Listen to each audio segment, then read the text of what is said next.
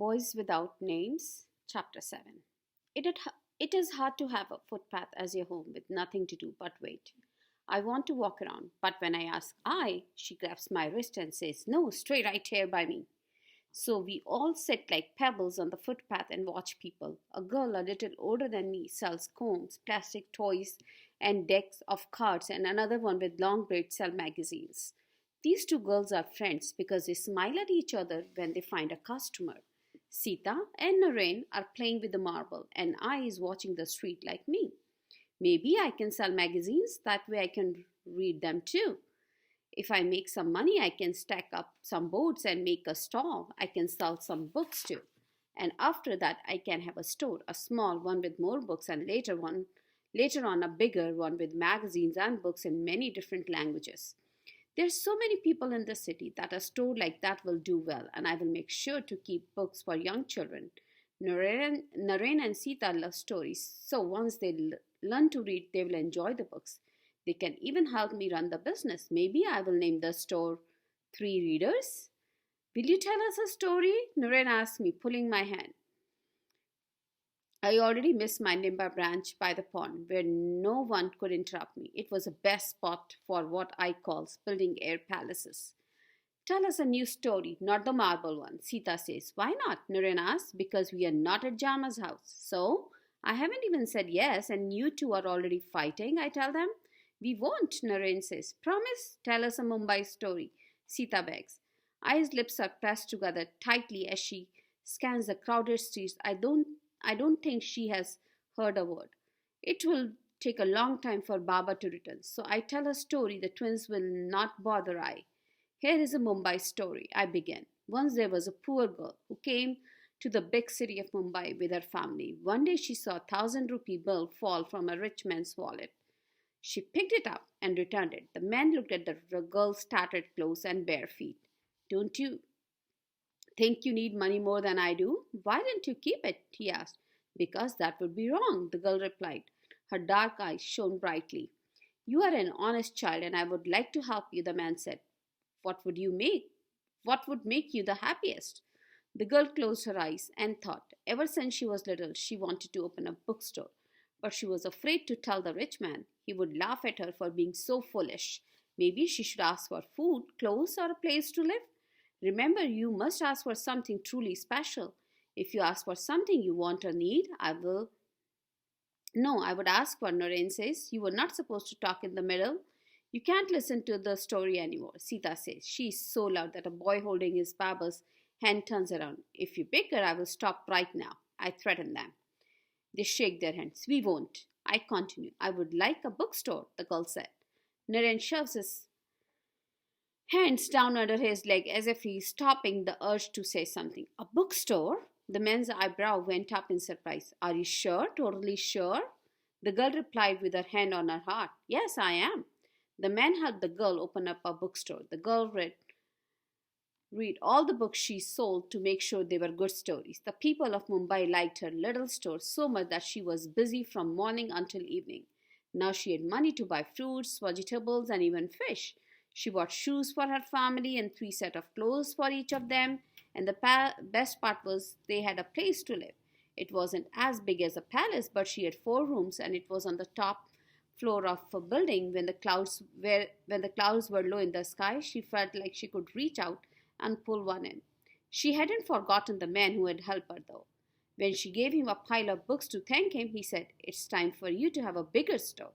The girl liked the idea very much. She used the money she had saved to buy a bigger place. The wooden shelves didn't have a speck of dirt in them. Each of them was filled with books, and the place smelled of paper, ink, and colors. All day she talked and helped the book buyers, and at night when she locked up, she thought about the next day. She smiled. The bookstore made her so happy. When I'm done, Sita's looking at me with her head crooked to one side and Naren is staring. You didn't like the story, I asked. I think that was not a girl but a boy, Sita says. It was you? How do you know it was not Naren? Because I would have asked for a toy store. Yes, we would have, Sita agrees. Will Baba be back soon? Naren asks, looking around. Oh, I say, I have to think of another distraction. I will show you a new game called Solitaire that Cardmain taught me. I show them how to set it up. This is hard, Naren says. Sita rolls her eyes, and no fun. She turns to Ali. I am hungry. I keep her eyes closed and stays quiet. Quickly, I gather up the cards I have spread on our faded rug. Let's all play together, I say, waving a card. I divide the card 3 ways, and then one after the other we throw a card down until someone has a matching card. Then they get to keep the pile and start a new round. We play for a while, but I keep glancing at the street. I am done. I want food, Sita says after about 20 minutes. The storm of hunger whirls in our stomach and can't be stopped by games. Let's wash up, then we will eat something. I say. She doesn't do anything though. She just sits there. The noise of traffic and people escalated all through the morning but has faded a bit now. It is the hottest part of the day, and even though we are in the shade, the heat is unbearable. I look around for a tree. There was none nearby. The shade of a tree is different from the shade of a building. The building can't fan you like a tree can. I close my eyes. All I can think about is food and water. My stomach is in knots and my mouth is very dust dry. I try to moisten my lips with my tongue, but it feels as stiff as shriveled up buffalo skin. Only my neck is clammy and sticky with sweat. I hope Baba gets back quickly. The sooner he returns with Jama, the sooner we can leave the footpath. But in the meantime, we must drink water. I force myself to get up, take a pen, and go to a public faucet. The water doesn't come with force like it did this morning when I washed my face, but trickles slowly. I fill up the pen. When I return, I, Naren, and Sita and I thirstily gulp the water. I wish we had some to splash on our faces, but there's none left. Still, drinking the water makes me feel alive again. The twins stand close to the curb, gawking at the group of men who get out from a shiny car. When I sit down by our luggage, her sighs as deep as a pond. I thought your Baba would be back by now. Where is he? Now what will we do? I ask. Buy something to eat? But then almost all of our money will be gone. She opens a knot in her sari, takes out a crumpled 5 rupee bill, hand it to me, and reties the knot. Take this and get what you can. Bring the change back. I take Naren and Sita with me. Don't cross the street, I says. We won't, I reply. We turn left from the station and walk toward the handcraft where Baba and I bought pakoras last night. Before we get to it, I see a man in khaki uniform, black shoes, and bushy mustache. It is the same policeman who kicked me last night. My knees begin to shake. Naren and Sita pull me forward. The other way is better, I tell them. Why, there's food right there. Naren drops my hand. Before he runs and attracts attention, I grab him. I hold his hand extra tight. If the policeman sees us, he might pounce on us again. Luckily, he is busy talking to a nicely dressed man. I used to tell a story about a jackal who flattered the king of the jungle, a lion. The policeman reminds me of that jackal, and he won't leave the important man, a lion, to trouble us, little rabbits. We walk the other way and stop at a wooden makeshift eatery. The sign says Pav Bhaji. It is a type of food I have never had before, but it smells good and people are lined up. There is no way I could carry this food back to I. So we return and get her and the luggage. Without Baba, I have to carry the heavy jute sack, while I carry the cotton bag and the one with the bedding. It makes me angry at Baba for not being back soon. I hope he and Jama are still sitting down and talking and have forgotten about us. A plate of pav bhaji costs 4 rupees. It comes with 2 pav bread buns. We split them so each of us has a bun. I tear pieces of pav, scoop the spicy bhaji vegetables as fast as I can, and stuff it in my mouth. I want to be done before the policeman comes. Don't eat in a hurry, I says. I slow down as I scan the street. I puts her hand on my shoulder. Baba will find us. He knows we can't be glued to a place where he left us. She must think I'm looking for Baba, and I let her think that I's got enough problems without worrying about the jackal policeman lurking on the next street.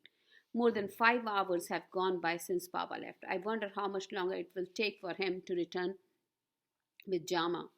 Did you see 2 girls selling things this morning? I ask I to get my mind away from Baba. She nods. Those girls were not much older than I am. I can do that. You can, but first you need the money to buy the magazines or toys or whatever they were selling. No one will give you those for free, Gopal. Money, money, money, Sita mumbles. Why can't we have A pile of it, just like this. She snaps her fingers.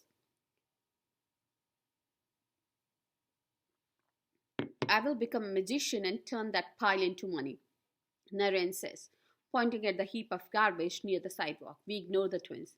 I can ask those girls how they got started. Before I can answer, Sita says, no magician can make money out of a garbage, right, I? Well, you can't make it by snapping your fingers, Naren says. I sure can. Then she sticks her tongue out and moves her head back and forth like a puppet. Naren whines, Sita can't I? And she keeps saying she can. I hate when the twins hijack our conversation. I raise my hand as if to slap them. Naren, stop whining. Sita, shut up.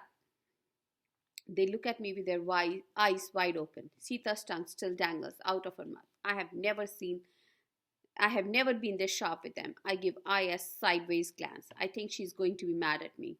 But instead she ignores all of us. Once we are done eating, we pick up our luggage and move away from the stall. Down the street there are fewer people and one of the shops is closed. I take out the frayed rug and spread it on the footpath in front of the shop, and we both sit down. I hand the deck of cards to the twins and they settle on the bedding set. I watch two girls a little older than I get out of a car on the curb in front of us. They are wearing sandals and heels and their nails are painted red. Come in an hour, they say to the driver. They walk into the shop next to one where we are sitting. I get up and stroll past the store. The shop windows are full of fancy tunnels, a pair of red with beads and shiny shoes, a brown one with heels so high that you can trip over them, a grey pair with tassels. The girl must have gone to buy sandals even though they know they own nice ones. I guess when you have money you can buy more than you need. Someday maybe I can buy a nice pair of dark brown sandals. I see I twisting her sari. I come back and sit down by her. The twins are playing with cards, and I silently thank the cardman for giving them to me. I take out my notebook, open up to a new page, and hold the pencil in my hand. Nothing comes to my mind, so I flip the pages without reading anything. I don't know how long we sit there, but it must be an hour because girls come out, each carrying a large bag. One of them pulls out her phone. We are here, she says in Hindi. A few minutes later, their car comes by and they get in. After a while, I motions me to follow her. She walks a few steps away to the edge of the footpath and scans the street. I join her. I wonder how long it takes to go to Dadar and find Jama's home, she says, and come back here.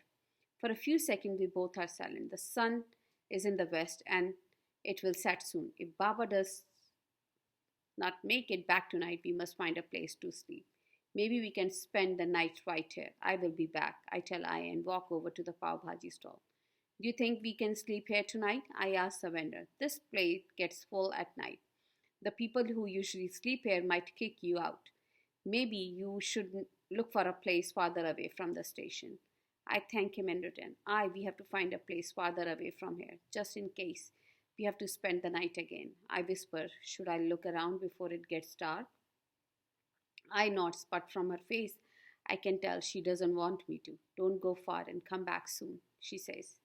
I stroll down the street away from the station. There doesn't seem to be enough space for all of us to sleep. Some of the store steps might work once they are locked up, but if someone is already sleeping there, they will throw us out. Maybe I can find something on a side street. I peek down one of them.